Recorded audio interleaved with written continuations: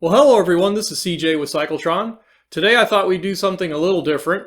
I'm going to venture out of my suburban bubble and take you on a motorcycle tour of downtown Kansas City. So let's go! So starting out, we have Gates Barbecue on the right. That's some great barbecue, and in my opinion, Kansas City style barbecue is the best there is out there, but tell me if you agree in the comments section.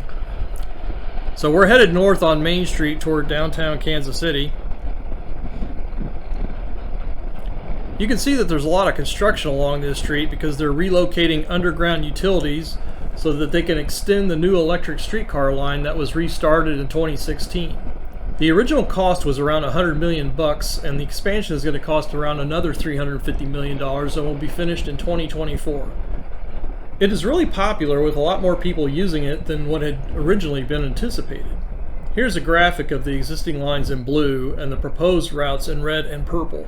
The tall building on the left is a headquarters building for the Federal Reserve's 10th District.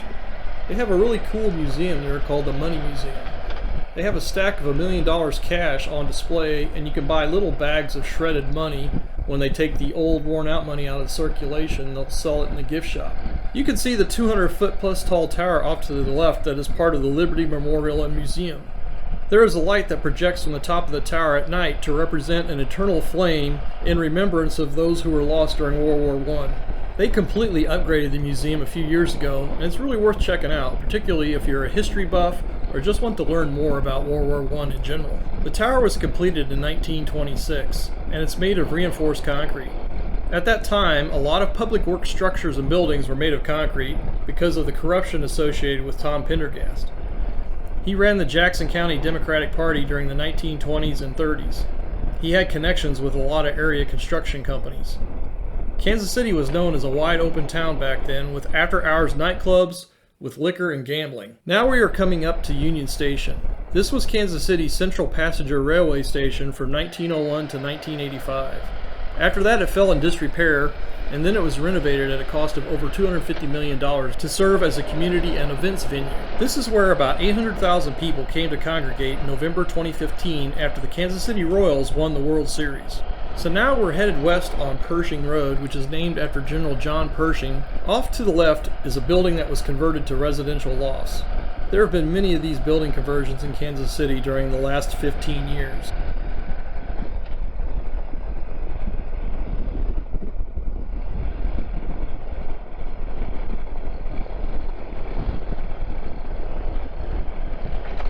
Off to the right is the Kansas City Ballet.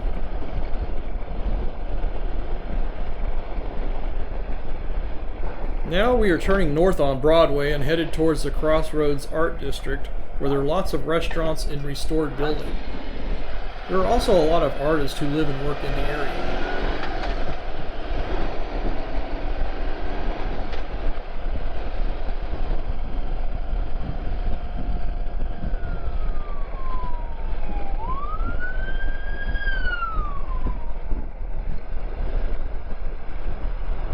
Off to the right is another residential building that was recently developed.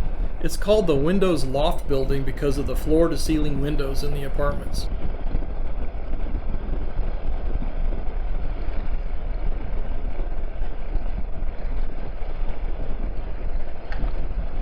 Now we just crossed Southwest Boulevard.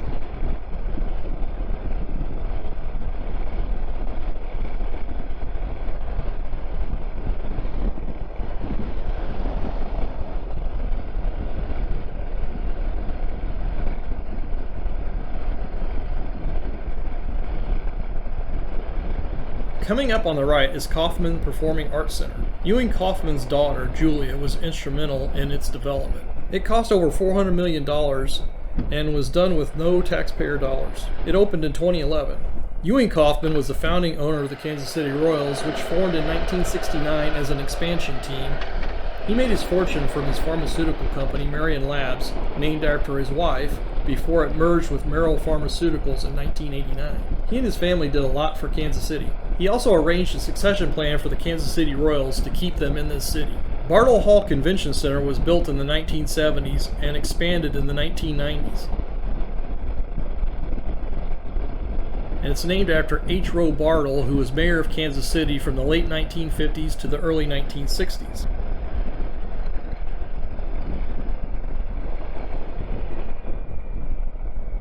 As you can see, it's really a large facility at around 390,000 square feet.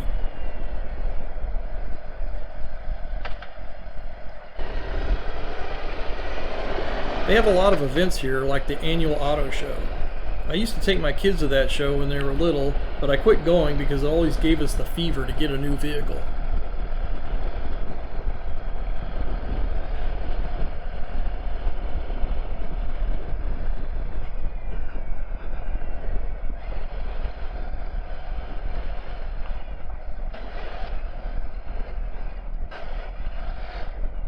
Down the hill and off to the right is the river market.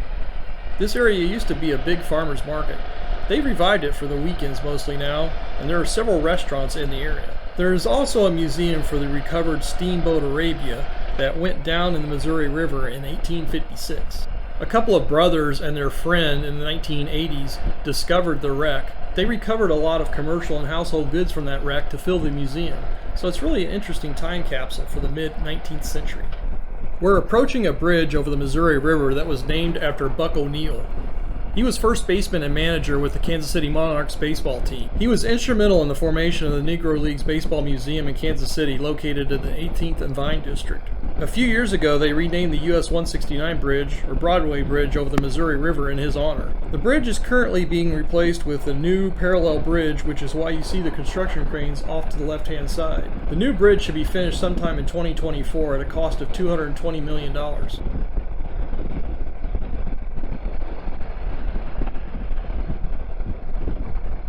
Off to the west of this bridge on the north side of the river is Charles Wheeler Airport, named after another former mayor of Kansas City. This is a general aviation airport.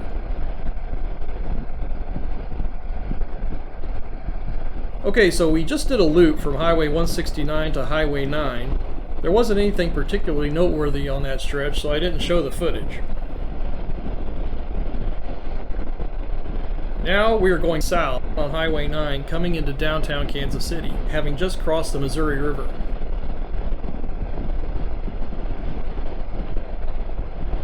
The Western District Federal Courthouse is on the right.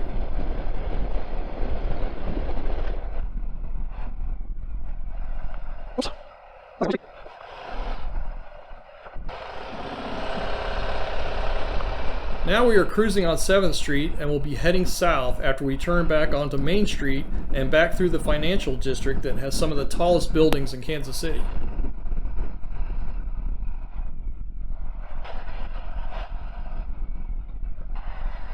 Now you can see the overhead electric line for the streetcar. The steel rails in the road, of course, run parallel to the direction of travel, and it can be pretty treacherous relative to traction on your motorcycle tire, particularly if the roads are wet.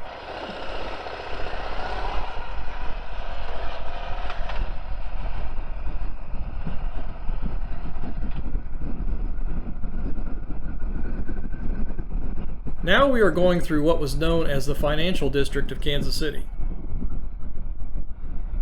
You can see from this old picture, probably from the early 50s, that the streetcar ran along Main Street in front of Macy's. Now Macy's used to have a big downtown store that went out in the 1990s, as I recall. Companies like General Motors subsidized public buses to get cities to decommission their streetcars, which happened here in 1957. Up to that time, Kansas City had one of the most extensive streetcar systems in the United States.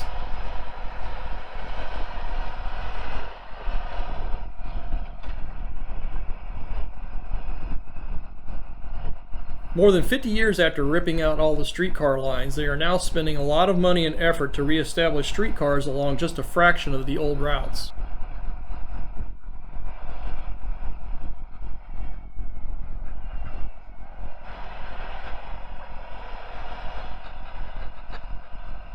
Now we are headed toward the Power and Light Entertainment District.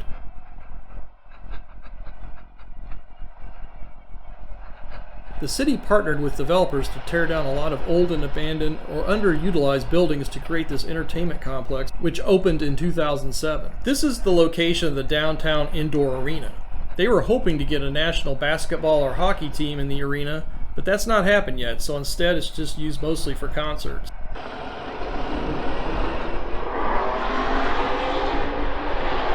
We are going over I-70 here where someone just got on the gas. I have to say that I was pretty skeptical over 15 years ago whether all of the tax breaks that the city issued to the developer and all the other expenditures that the city made was going to be worthwhile.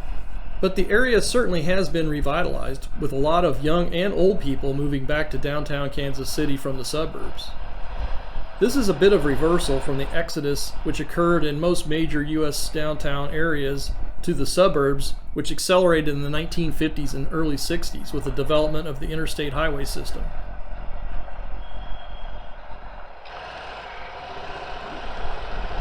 Here on the right at 19th and Main is a two-story building where on the top floor, Tom Pendergast, who I mentioned earlier, ruled Kansas City in the 1920s and 30s as a crime boss.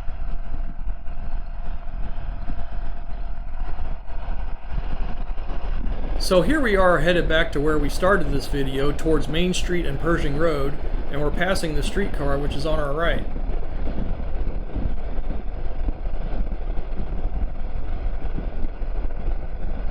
Well, thanks for watching, everyone. I hope you enjoyed my tour after venturing out of the suburbs.